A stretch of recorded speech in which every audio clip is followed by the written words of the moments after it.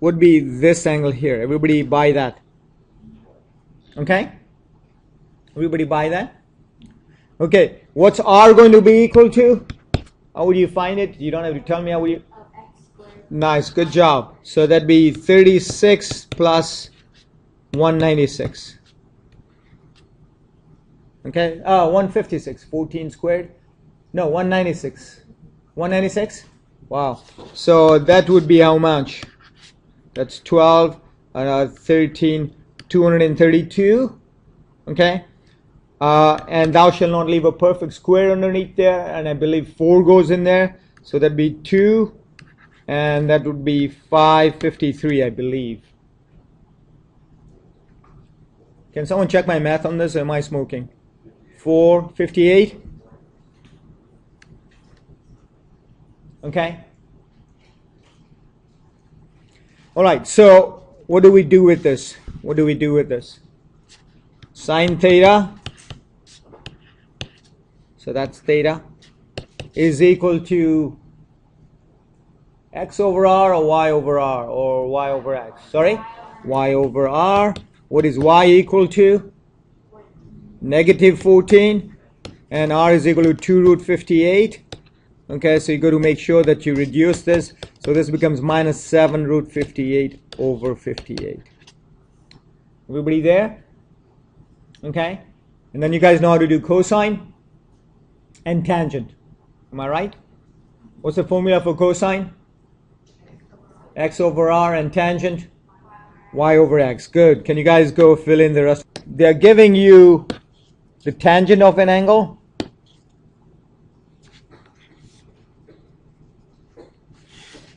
And you're asked to find the remaining 5 trig functions. Okay. So tangent theta is negative 15 over 8. And it also tells you that sine theta is negative.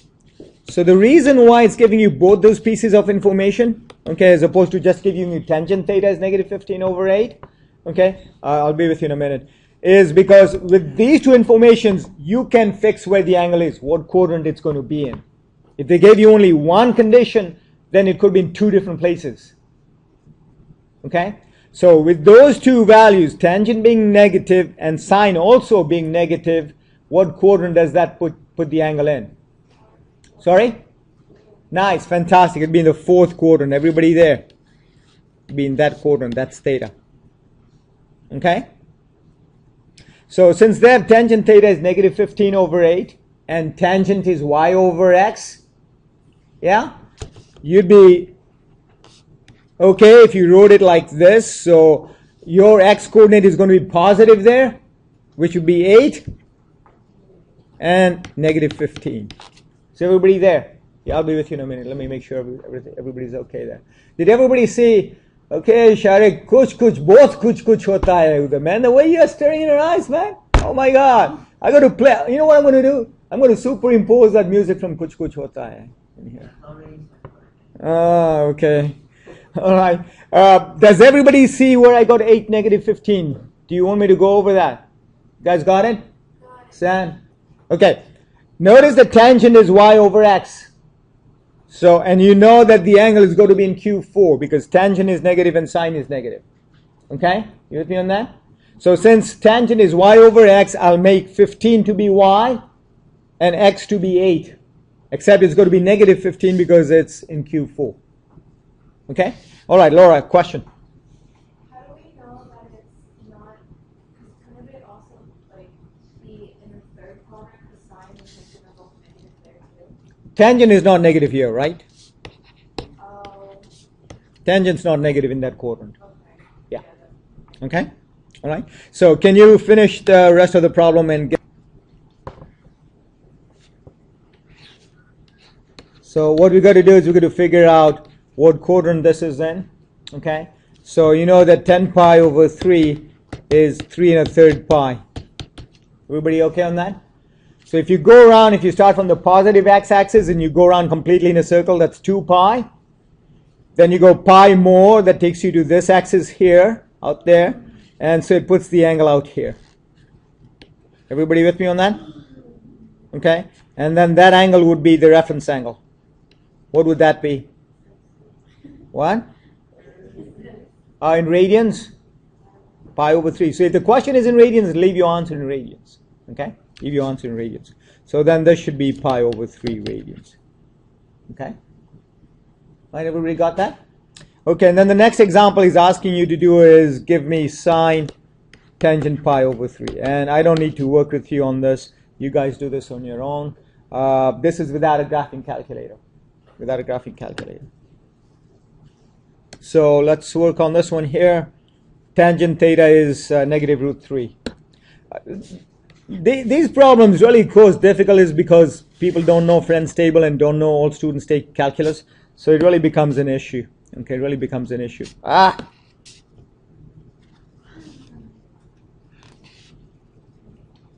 And it's asking you to not use a calculator, okay? So in other words, find all the solutions in degrees for the angle being between 0 and 360 degrees and radians 0 to 2 pi, okay? Tangent theta is negative root 3. So because it's negative, what two quadrants can it be in? What two quadrants can it be in? It can be either here or there, okay? So you know the tangent, if the angle is out here, you know the tangent is negative root 3. Mentally, in your Friend's table, what angle has negative root 3 in it for tangent? Not negative, just root 3 in it for tangent. Sorry? 60 degrees? Okay, let's just buy that. Everybody with Laura on that? That was good, Laura, nice and quick. Everybody okay with that? So this be 60 degrees? But that's not the angle they're asking you for, right? That's just the, nice, that's just a reference angle. The angle you really want is this dude, which is 120. So one solution would be 120 degrees, which is how many radians? 2 pi, nice, Shari, good job. 2 pi over 3. Then what if the angle was out here? Oops, no, what are the, yeah, this quadrant, right? Q4. Then your reference angle would still have to be 60 degrees. Everybody with me on that? But the actual angle would be, fantastic, good job, beta, 300 degrees, which would be